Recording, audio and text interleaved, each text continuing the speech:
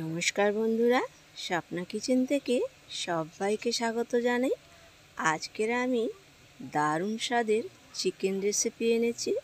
আর এই চিকেন রেসিপিটা দারুণ খেতে হয়েছিল। তো কিভাবে বানিয়েছি সেটাই দেখাবো।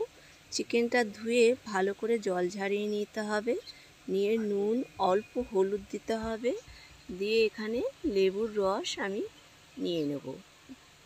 এখানে লেবুর রস না দিয়ে ভিনিগারও দেওয়া যায়। দিয়ে এটা মেখে নিয়ে প্রায় 1 ঘন্টা মতন ঢেকে রাখতে হবে। আর এদিকে টমেটো আমি একটা ফ্রাই প্যানে তেলের মধ্যে এরকম দুভাগ করে ভাজতে দিয়ে দেবো। আর এখানে কিছুটা রসুন দিয়ে দেবো। যদি খুব বড় বড় মোটা মোটা রসুন হয় তাহলে এখানে 5-6 কোয়া দিলেই হবে। তো আমার খুব ছোট ছোট বলে আমি 10-12 কোয়া দিয়েছি এখানে। তো টমেটোটা আমার প্রায় ভাজা হয়ে গিয়েছে। এরপরে আমি উপর থেকে খোসাগুলো তুলে ফেলে দেব। প্রত্যেকটা ভীষণ গরম, আমি হাত দিতে পারছি না। তো বন্ধুরা, পুরো ভিডিওটি দেখার অনুরোধ রইল। আর এখানে আমি একটা মিক্সিং জার নিয়ে নিয়েছি, নিয়ে ভাজা টমেটো, রসুন আর একটু শুকনো লঙ্কা আর নুন দিয়ে দেব, দিয়ে এটা বেটে নেব। আর এদিকে দুটো পেঁয়াজ আমি সরু সরু করে কেটে বেরেস্তা বানিয়ে নেব। তো এখানে ছাঁকা তেলেই এটা ভাজতে হবে। এই পেঁয়াজ ভাজাটা আমার প্রায় হয়ে গিয়েছে, এরপর আমি তুলে নেব।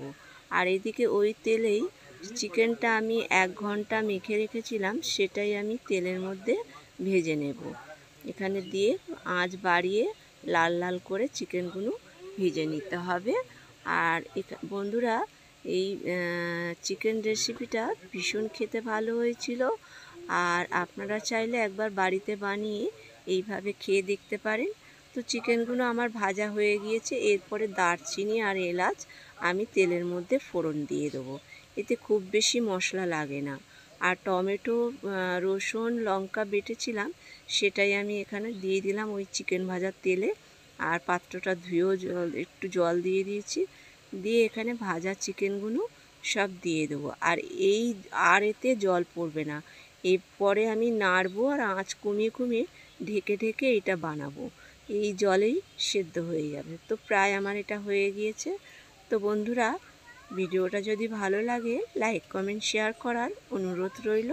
আর সামান্য একটু চিনি দিয়ে দিলাম, যদি কেউ না চায় দিতে হবে না। আর যদি কেউ মিষ্টি বেশি খায় তাহলে বেশি চিনি দেবে। আমি এখানে সামান্য দিয়ে দিলাম। তো আমার চিকেনটা এখানে হয়ে গিয়েছে, একদম গামাকা গামাকা হবে এটা। এটা খেতেও ভীষণ সুন্দর হয়েছিল। এরপরে আমি প্লেটে এটা ঢেলে নেব। সুন্দর করে প্লেটে ঢেলে নিতে হবে।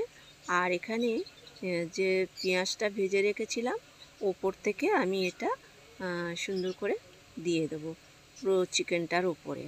তো দিয়ে এটা বেশ কত সুন্দর দেখতে লাগছে বন্ধুরা। বন্ধুরা, এটা খেতেও না অসাধারণ হয়েছিল, এত সুন্দর খেতে হয়েছিল তো কি বলবো।